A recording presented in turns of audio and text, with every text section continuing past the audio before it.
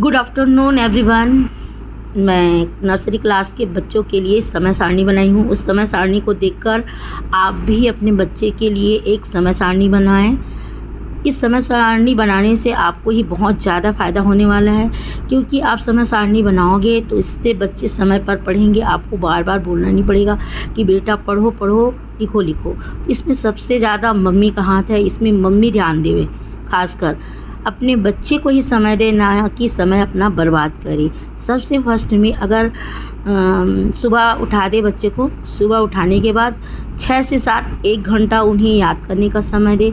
मान लो अगर मॉर्निंग में अगर स्कूल है बच्चे का तो इसको स्किप कर दे। अगर मॉर्निंग में नहीं है स्कूल तो वैसे भी अगर क्लास उनका होगा तो 8 से होगा या 7 से जाना होगा, तो अगर 1 घंटा आप उसे याद करने के लिए नहीं समय दे पाते हैं, न बोल पाते, तो आधा घंटा का दे, पर ज़रूर ही मॉर्निंग में याद करने का आदत डालें।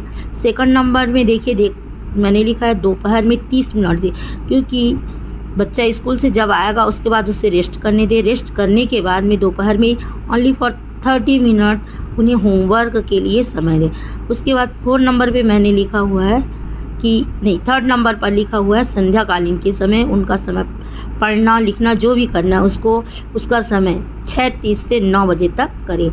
कोई ज़रूरी नहीं है कि बच्चा 9 बजे तक ही पढ़े। शुरू में थोड़ी सी परेशानी होगी, फिर उसके बाद बच्चा स्वयं उस समय पर वो बैठेगा। इस तरीके से उनको आदत हो जाएगा पढ़ने का, तो वो नाटक नहीं करेंगे। इसमें सबसे ज़्यादा मम्मी का हाथ होगा, और मम्मी प्रेम पूर्वक उससे बिठाकर पढ़ाए और खेल खेल में पढ़ाए, कुछ चीज़ों को बताएं, समझाएं थोड़ा सा, यानी खेल खेल करके, खेल करते हैं जैसे वैसे ही करके उनको बुक रीडिंग कराएं। साथ में अगर आप टाइम नहीं दे सकते हैं तो कुछ चीज़ को लिखने के लिए दे दें, लिखने के बाद कुछ पढ़ाएं। इस तरीके से बच्चों का टाइम टेबल आप सेट कर सकते हैं। उसके बाद मैंने देखो लिखा हुआ है 60 मिनट इंग्लिश का लिखे और पढ़ी।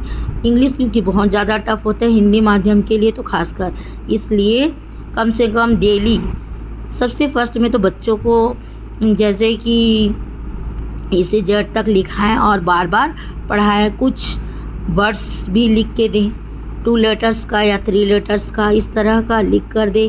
और इसमें ऐसा भी है, कोई ज़रूरी नहीं है मैंने जो सब्जेक्ट उस पर लिखा है आप वही सब्जेक्ट रखो, आप अपने हिसाब से भी रख सकते हो। इसलिए सबसे पहले बच्चों के पढ़ने के लिए टाइम टेबल ज़रूर बनाएं। टाइम टेबल बनाओगे तो इससे बच्चे को आपको बार बार बोलना नहीं पड़ेगा कि पढ़ो पढ़ो। इसलिए आपको शुरू में ही इन लोगों का आदत नर्सरी में से ही डला देना है। अगर मेरा वीडियो आपको पसंद आया हुआ हो तो प्लीज़ लाइक और सब्सक्राइब कीजिए। Thank you.